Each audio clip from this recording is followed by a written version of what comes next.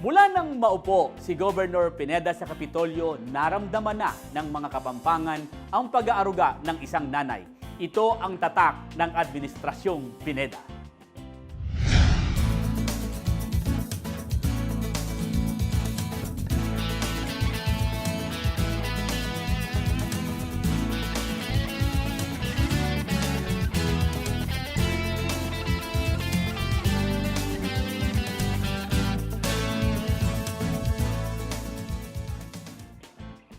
Prioridad sa mga social services dito sa Pampanga ang mga mahihirap at sinasabing marginalized sector. May mga programa upang mabigyan sila ng ayuda. Bata, matanda, babae at lalaki, nanay kung tawagin si Governor Lilia Pineda dahil ito sa kanyang pagmamalasakit na maihahalin tulad sa isang ina. Ginagawa niya ng buong puso ang pagtulong sa mga marginalized, less fortunate at mahihinang sektor. Sa kanyang panunungkulan, umabot sa 1.2 billion pesos ang halaga ng programa at proyekto na nakatulong sa 1.3 milyon na mga Kapampangan.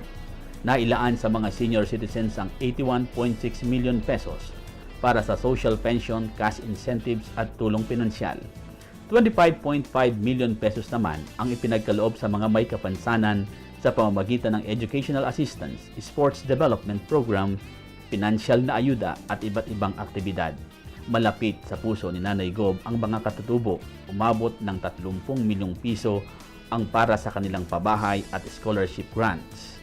Bilang isang babaeng leader, hindi niya pinababayaan ang mga kababaihan at mga bata. Sa administrasyon niya, naitatag ang Child Abuse Prevention, Intervention and Women and Child Protection Units. Nasa mahigit 6 na milyong piso ang ginasta para maproteksyonan sila laban sa pang-aabuso. Upang masiguro na hindi bibitiw ang mga daycare workers ay nagbigay ng buwanang dagdag sahod sa kanila ang pamahalaang panlalawigan na umabot sa 37 million pesos. Hindi rin pinabayaan ang mga rebelding nagbalik loob, mga solo parent at mga grupong naging katuwang ng probinsya sa pagpapatupad ng mga programa para sa mga Kapampangan. Sa panahon ng kalamidad, hindi nagpabaya sa tungkulin ng Kapitolyo na sa 264.8 million pesos ang naitulong sa mga biktima ng kalamidad at sakuna at mga nawalan ng tirahan. Ang pera ng gobyerno ay pera ng taong bayan, kaya hindi nagtitipid ang pamahalaang panlalawigan para sa kapakanan ng mga nangangailangang Kapampangan. Kilala ang Pampanga pagdating sa programang pangkalusugan ni Governor Pineda. Kaya naman maging ang European Union ay tumutulong na mapalakas ang serbisyo ng Romana Pangan District Hospital. Umabot na sa 45.8 million pesos ang pondong nailaan ng pamahalaang panlalawigan para sa konstruksyon at rehabilitasyon ng Romana Pangan District Hospital sa bayan ng Florida Blanca. Subalit hindi dito nagtatapos ang pagsasaayos ng ospital, nagkaroon ito ng extension na nagkakahalaga ng 10 milyong piso na pinasinayaan kamakailan lamang.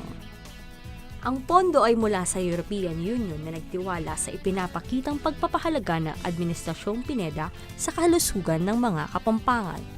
Instead of moving people to dental clinics in larger cities, the idea was to move the dental clinics to the people in the smaller cities.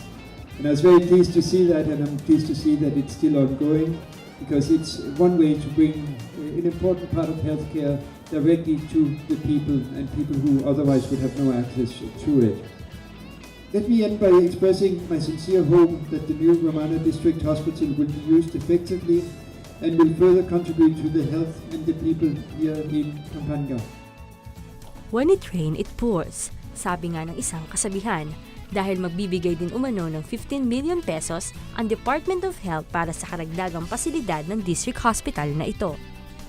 Dagdag pa rito, ang 4 million two-story Animal Bite Center mula naman kay Senator Dick Gordon. Naglaan din ng mahigit 32 million pesos na pondo si Governor Lilia Nanay Pineda para sa operasyon ng ospital. Kailangan nasa magandang pwesto yung building kasi bibigyan pa tayo ni Director Kasyon ng building additional. Pwera dito sa 32 million.